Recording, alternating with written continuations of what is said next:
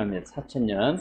또 예수님 성육신 하셔서 또 이 땅에 천국복음을 선포하시고 또 예수님께서 우리에게 성령 하나님 보내주시며 교회가 태동되면서 지금 2000년간의 시대를 교회 시대, 은혜 시대, 성령의 시대라고 합니다. 그래서 벌써 성경 역사 가운데 6000년을 훌쩍 지나갔어요.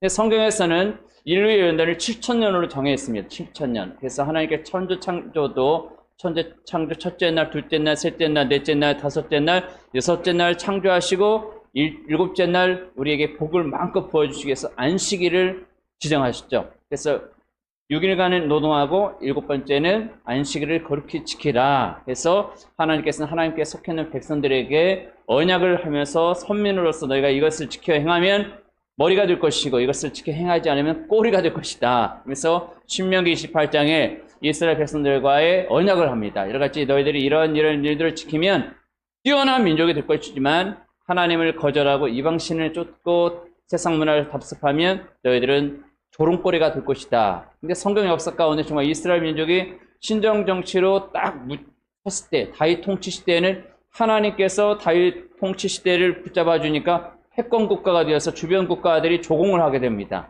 그리고 그 아들 솔로몬 시대에는 더 크게 확장하면서 정말 많은 사람들이 와서 솔로몬의 지혜를 들어보려고 막 온갖 보물을 들고 보면서 했는데 이 솔로몬이 신정 정치에 끝까지 나가는데 이방 여인들을 너무 많이 사랑하다 보니까 이방 여인들을 이렇게 오면서 우상들을 다 가져오잖아요. 애굽 바로 왕의 공주도 우상을 하나씩 가져올지 뭐 정략 결혼하다 보니까 그 아내만 해도 1,000명이 넘다 보니까 종교 다원자가 되어버린 겁니다. 오직 하나님 율신 중심을 대하는데 다른 종교를 끌어들이면서 우상 종교를 끌어들이면서 매를 맞게 되죠. 그래서 솔로몬 후대의 나라가 북이스라엘 10지파 또 남쪽 베냐민과 유다 지파로 두 개 나라로 갈라지는. 그리고 이 두 지파 가운데 유다 지파는 그래도 하나님께서 언약을 끝까지 약속을 지키기 위해서 경건한 왕들이 가끔씩 등장하죠. 경건한 왕들이 뭐 여호사밧 왕도 등장하고 요시야 요아스 왕도 등장하고 히스기야 왕도 등장하는데 북쪽에는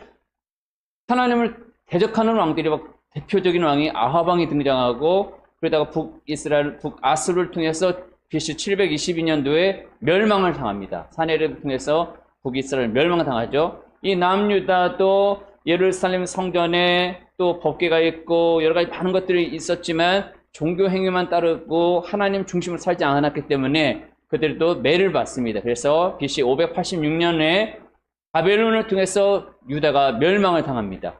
그리고 유다가 멸망당하고 나서 또 하나님께서 그들을 회복하는 시간이 됐지만 선지자가 막 등장하지 않는 암흑기가 등장하죠. 말라기 선지자가 등장하고 400년 동안 이스라엘 땅에는 말씀이 내리지 않습니다. 그러나 하나님의 말씀을 붙잡고 하나님 언약의 말씀을 붙잡고 끝까지 그 말씀으로 무릎 꿇었던 경건주의자들을 SNF파라고 하거든요. SNF파. 그리고 이 공백기 400년 동안에 등장한 것이 이제 유대교가 등장하면서 바리새인이 등장합니다. 바리새파, 사두개파 들어봤죠? 예수님 복음 전할 때 등장하는 대적자들이 바리새인과 이 사두개파들이 예수님을 신성 모독이다!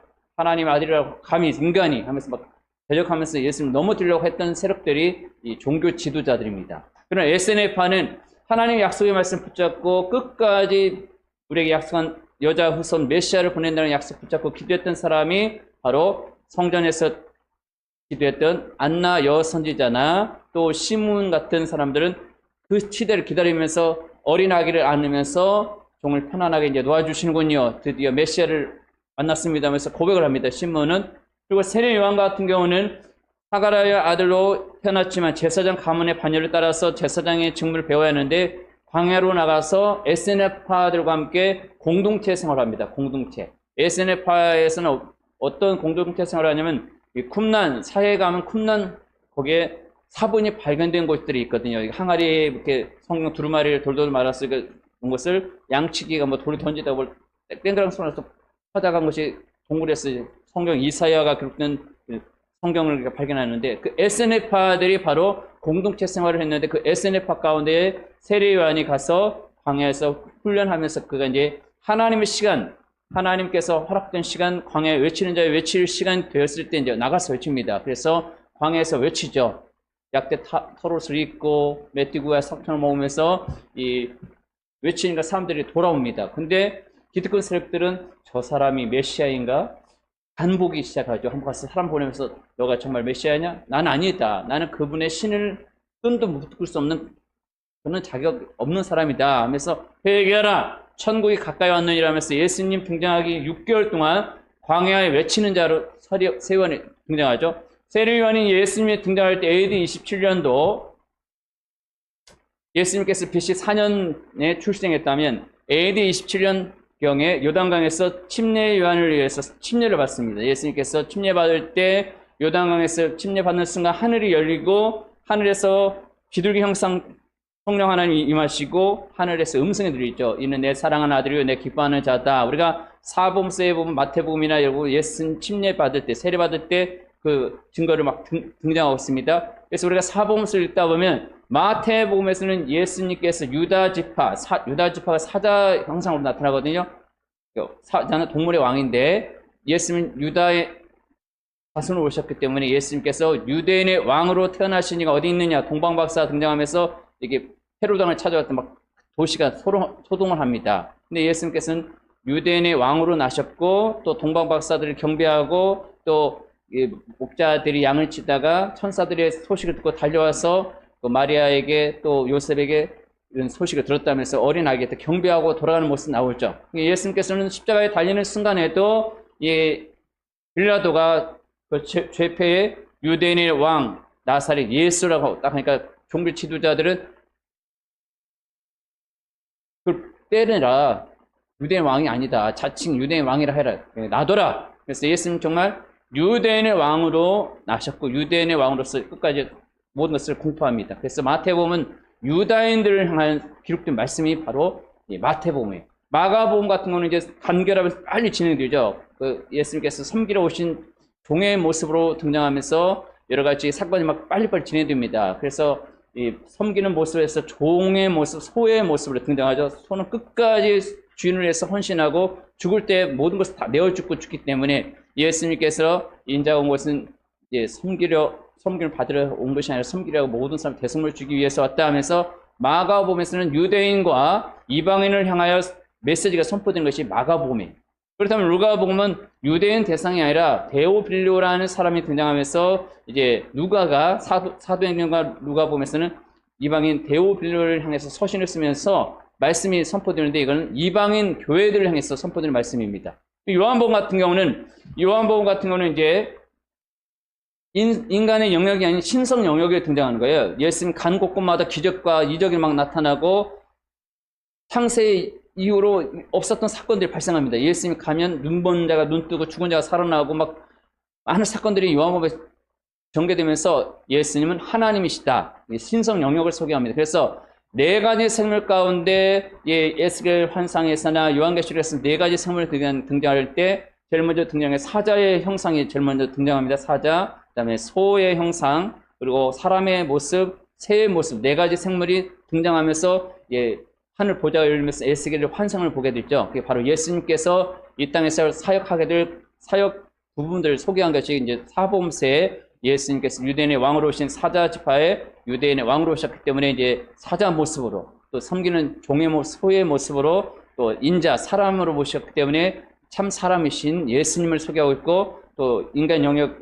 밖에 신성 영역인 하나님이시다라고 선포하면서 요한복음을 선포한 것이 사복음서입니다. 이 사도 바울 같은 경우는 이제 하나님의 말씀을 자기는 많이 안다고 생각하고 유대교의 특심이 있었기 때문에 어릴 때부터 그는 높은 것을 누리는 사람이었어요. 그 당대의 패권 국가인 로마 패권 국가의 시민권자 아들로 태어난 거죠. 태어날 때부터 시민권자가 됐어요. 그리고 그는 종교 지도자로서 과정을 잘 밟으면서 최고의 학자였던 가말리엘을 통해서 랍비로스의 훈련을 잘 받은 수제자가 되었습니다.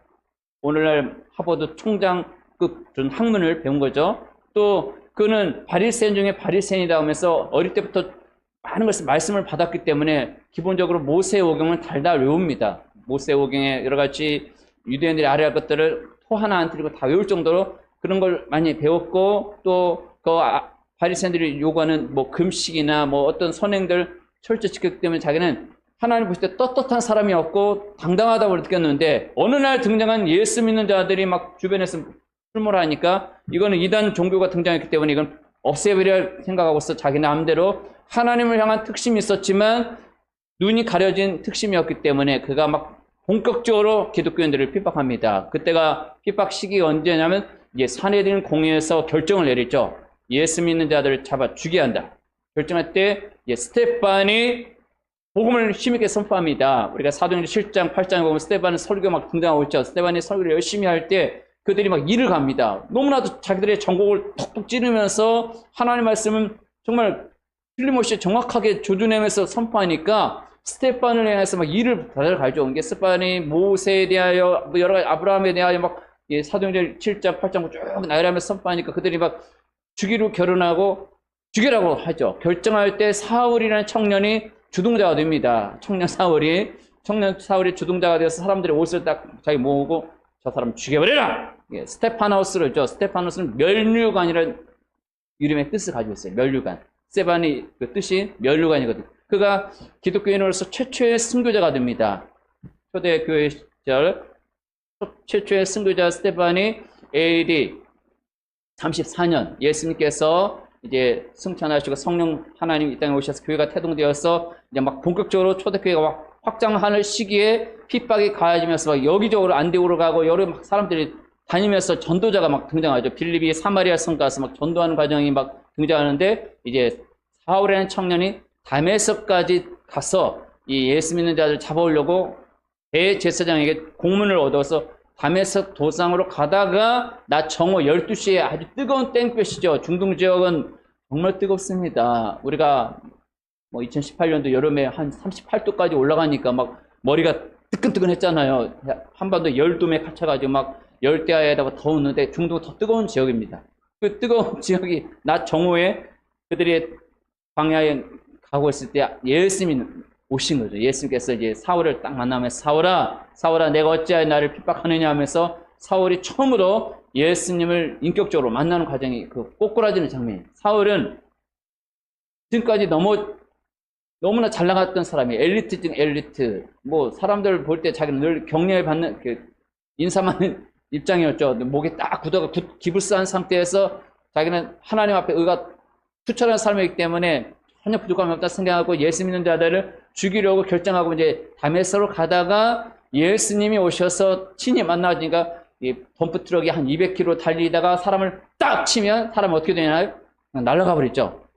자기는 나는 잘 간다고 생각했는데 정말 못 박아 죽이려 했던 그분이 메시아인 것을 발견하고서 이제 3일간 식음을 전폐하면서 유다라는 사람의 집에서 고등거리가 집가하잖아요. 유다라는 사람 집에서 막 식음을 전폐하고 기도하고 있을 때 하나님께서 아나니아라는 사람에게 가서 기도해 줘라. 그러니까 아나니아 제자가 소문을 들었기 때문에 겁이 납니다. 그러니까 가라. 얘는 내가 택한 그릇이다.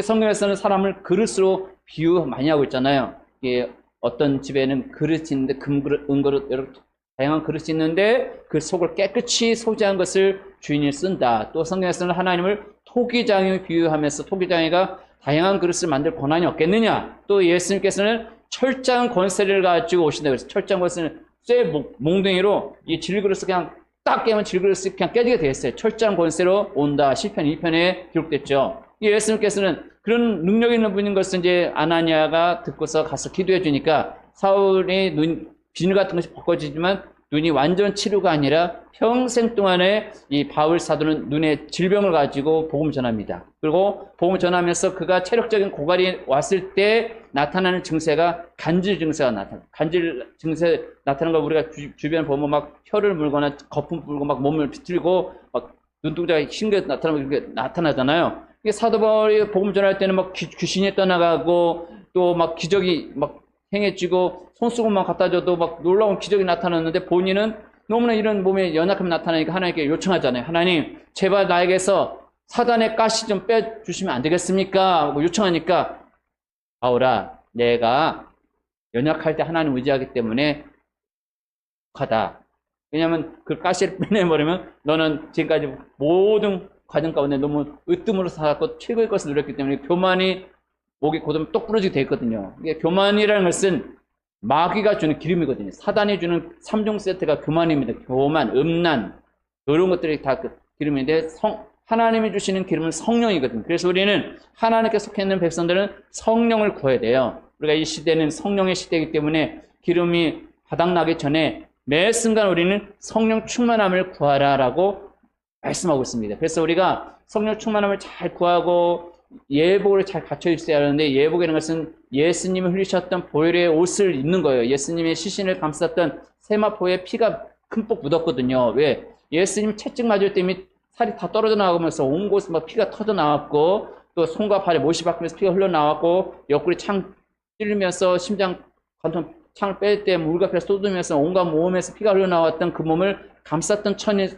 수위가 이 세마포인데, 그 예수님의 피 묻은 옷을 우리가 입어야 하나님이 우리의 심령을 보실 때 너는 예수님께 속한 하나님의 사람이다 라고 인정해 주는 거예요. 그 도장으로 인을 친다고 했죠. 짐승의 소유권을 주인이 갖기 원하는 걸 자기가 불로 지져서 이건 내 거 하면서 표시하는 것이 인을 치는 것처럼 성령의 인을 우리 마음에 치셨어요. 성령 하나님께서 우리를 도장을 찍으면서 우리를 양육하고 있습니다. 이 시간에 우리를 하나님의 그릇으로, 하나님의 도구로서, 하나님의 편지로, 동역자로 우리를 불러냈거든요. 그래서 이번 봄학기 때 대한민국이 어떻게 판이 뒤집어질지 몰라요. 아무도. 지금 대한민국 전국이 막 혼란스럽고, 지금 어둠의 세력들은 거짓 언론을 갖다가 도배질하면서 많은 오염된 것을 막 날렸지만, 하나님께 기도하는 사람들이 있는 한 대한민국은 무너지지 않습니다. 왜? 대한민국은 기도로 태어난 나라거든요. 전 세계 유례 없는 나라가 기도로 태어난 나라는 대한민국밖에 없습니다. 왜냐면 제1회 국회 처음 개회했던 것이 1948년 5월 31일 날 제1회 국회로 우리가 인터넷 치면 속기록이 딱 나오거든요. 그러면 초대 의장이었던 이승만 박사를 의장으로 선출했을 때 이승만 의장이 부의장이었던 감리교 목사인 이윤영 목사한테 기도를 요청합니다. 그러면 200명의 국회의원들을 선출했다면 198명이 그곳에 다 모였어요. 198명 가운데는 예수님 믿는 사람도 있고 다른 종교를 믿는 사람도 있고 무신론자들이 있었지만, 그 의장이 선포하기를 우리 이 대한민국 독립은 사람의 힘으로 된 것이 아닙니다. 우리 다 같이 일어납시다.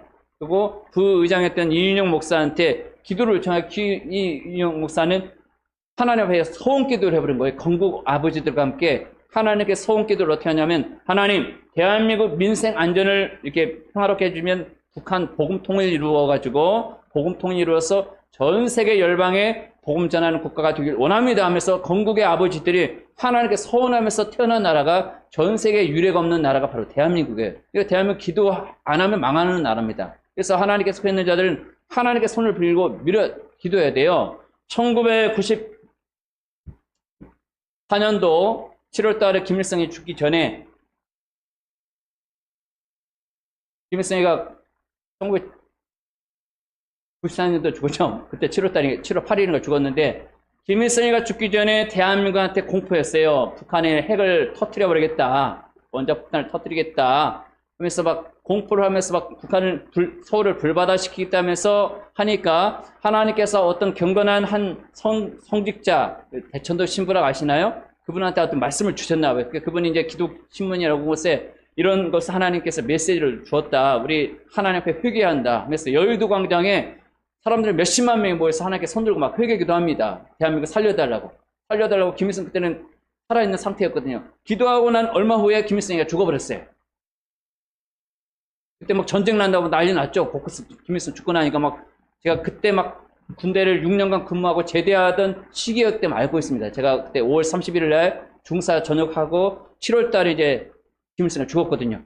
그래서 이제 김일성의 아들 김정일이가 핵 강국을 꿈꾸면서 이제 90년 초반에 핵 강국을 꿈꾸면서 국민들을 굶어 죽든 말든 300만 명이 아사되었어요. 막 백성들 길거리 죽든지 말든지 핵 강국을 꿈꾸면서 밑에서 핵 절대 못 만든다. 어떤 사람이 핵 만들어도 돈을 갖다가 핵벽저축으로 막 돈을 지원하는 사람의 힘을 받아가지고 핵을 만드는데 몰입 하니까 또 그 소식에 또 대한민국 교회들이 막 기도하기 시작합니다. 하나님, 대한민국 불쌍히 여기시고 살려주세요 했더니 2011년도 11월 17 정도인가 김정일이가 또 죽어버렸어요.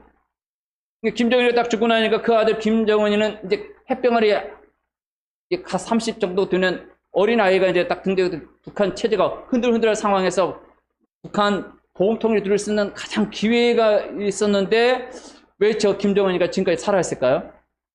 지금 대한민국 교회들이 뭔가 모르지만 엘리 가문처럼 자기 배만 부르고 있고 눈이 가려졌기 때문에 하나님께서 지금 우리에게 경고하고 있습니다.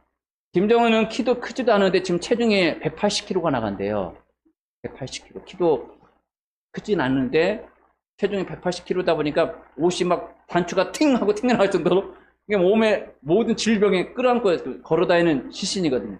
김정은이가 언제 핵 버튼을 누릴 수 있는 상황이 올 수 있습니다. 근데 하나님 막고 있는 거예요. 하나님께서 전쟁은 하나님께 속했기 때문에. 그래서 우리가 나라와 민족을 위해서 기도해야 하고 나라에 돌아가는 모든 판세가 뒤집는 분도 하나님이기 때문에 하나님의 통치권자를 인정하면서 하나님은 대한민국을 다스리는 분입니다. 그분을 인정하면서 하나님이 세운 지도자가 세워지게 하시고 올바른 국회의원들을 세워지게 하시고 다른 곳곳에 일꾼들이 세워지게 달라고 기도를 해야 돼요. 지금 어둠의 세력들이 판을 치고 있어 자기들이 모든 것이 다 되는 것처럼 모든 것을 도배제를 하고 있지만 결국 하만이라는 사람이 어떻게 됩니까? 자기가 만든 장대 자기가 달리고 자기 10아들이 매달려 죽게 됩니다. 하나님을 대적했기 때문에.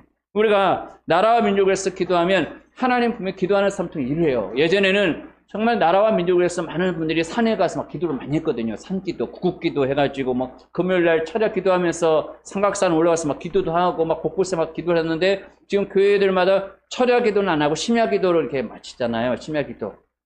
예전처럼 이렇게 뜨거움이 많이 사라졌거든요. 그래도 하나님 편에 서서 매달릴 때 하나님은 수많은 사람들 가운데 하나님을 전심으로 찾는 자를 보신다고 했어요. 그래서 잠언 8장 17절에 나를 사랑하는 자들이 나의 사랑을 입으며 나를 간절히 찾는 자가 나를 만날 것이다.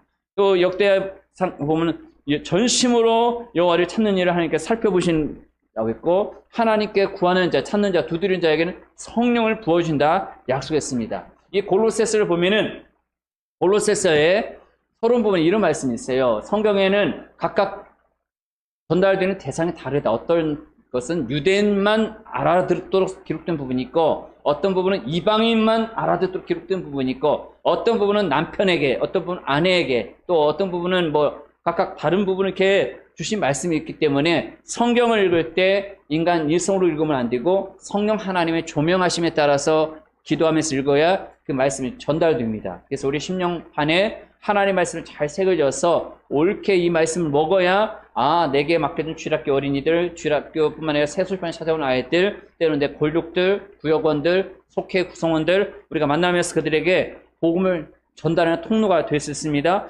하나님의 말씀 속에 한 절 한 절이 다 살아있는 말씀이기 때문에 이 말씀을 정말 살아있는 말씀으로 우리가 믿어야 하는데 우리는 성경을 간혹 장식용으로 많이 쓸 때가 있잖아요.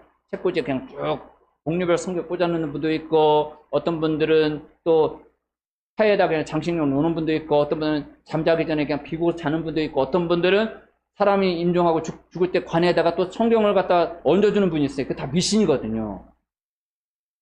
성경을 갖다가 관 속에다 넣어주는데 그게 다 세상적 미신입니다. 절대 그러면 안 돼요. 근데 사람들은 성경을 또 그분이 소장했던 거니까 준다고 하는데 다 그 세상적인 관습입니다. 우리는 하나님의 말씀 그대로 믿고 떠는 자가 돼야 돼요. 하나님의 말씀은 분명히 살아있고 운동력 있고 좌우의 날씨 어떤 것보다 예리하기 때문에 그 약속의 말씀을 붙잡고 그렇게 기도하면 기도가 응답이 되는 거예요. 우리 각 사람에게는 연약함이 있기 때문에 하나님의 말씀을 우리의 마음 저장고에 잘 저장해야 돼요. 지금 이제 기도 제목 가운데 하나가 있는데 저희 어린이 전도협회 원주치의 팀장으로는 배형호 간사였어요. 이제 나이가 한 50 넘어간 총각 간사인데 그분이 최근에 어떤 질병이 몸에 찾아왔어요. 그분이 좀 체중이 나가는 분인데 이 몸 안에 애기 머리만한 암덩어리가 지금 자라고 있어요. 애기 머리만한. 뭐 지금 병원에서는 수술 날짜를 잡으려도 5월 말로 정해졌는데 갑자기 어제 연락 온 거예요. 계획된 사람이 그걸 포기했기 때문에 빨리 올라오세요. 서울 성모병원에 올라오라고 해서 어제 부랴부랴 올라갔어요. 오늘 뭐 다른 걸 하고 아마 내일이나 내일 모레 수술을 들어간다고 하는데 우리는 암이라는 존재가 등장하면 벌벌 떱니다. 그죠? 암, 누가 뭐 폐암 사기입니다. 뭐 또 폐암 2기입니다. 뭐 위암이, 뭐 자궁암 벌벌 떴는데 이 암이 오히려 우리에게 선물이 될 수 있어요. 왜? 이 암을 통해서 하나님을 만나는 시간이 되거든요. 하나님 만나면서 자신을 돌아봅니다. 자신 돌아보면서 하나님, 제가 하나님 멀리 떠나고 세상 것을 너무 즐겼네요. 그래서 돌아보면서 다시 한번 자기를 각성하면서 비록 그 생명을 하나님께서 거두어서 천국으로 영혼은 거둬갔지만 가족들은 슬픔이 있을지라도 그 영혼을 건진받을 수 있는 기회가 되는 거거든요. 우리가 어제 인터넷 기사를 봐도 가수 휘성이 죽은 채로 발견됐다 본 적 있죠? 뭐 저는 휘성이 어떤 분인지 잘 모르지만 그냥 가수 휘성이 자택에서 숨진 채 발견됐다라고 기사 떴어요. 이게 연예인들도 어느 순간 자기들도 모르는 사이에 죽는 거예요. 자기들 어떤 뭐 자살하는 이유가 배고파서 죽는 것도 아니고 정신적인 문제가 어둠형에 붙잡히면 자살하게 돼 있어요. 그렇죠? 자살하면 기독교인들이 자살하면 어디 갈까요? 지옥 가는 겁니다. 자기를 살인하기 때문에. 그래서 우리 가끔 뭐 예전에 최진실 자살했을 때 기독교 장례를 했지만 그 영혼이 지옥 떨어진 거예요. 목마다 죽을 어둠의 영 사단에 이끌려서 죽었기 때문에 자기 몸을 살인했기 때문에 이 몸은 거룩한 성전이고 잘 지켜야 할 건데 함부로 한 거죠. 우리가 자살하면 지옥 가는 거 알고 있어야 돼요. 절대 자살하면 안 됩니다. 비록 세상에서는 정죄받는 입장일지라도 돌이켜 회개하면 구원받는 한편의 강도가 되는 거예요. 그 영혼이 건져받아서 영원한 낙원에 갈 수 있거든요. 그래서 우리가 하나님의 말씀을 내가 잘 먹어야 새 소식반에 찾아온 아이들에게 비록 다문화 가정의 아이가 왔을지라도 사종교에 속하는 아이들이 왔을지라도 또 기독 가정의 아이가 왔을지라도 그 아이들에게 내가 알고 있는 예수 그리스도를 전해줘야 돼요. 이 바울 사도가 이제 소아시아를 여러 지역을 다니면서 이제 골로새 지역을 이제 교회를 갖다가 이제 세우는 과정 속에 그 에바브로든가요? 그 사람이 등장하죠. 교회 개척자.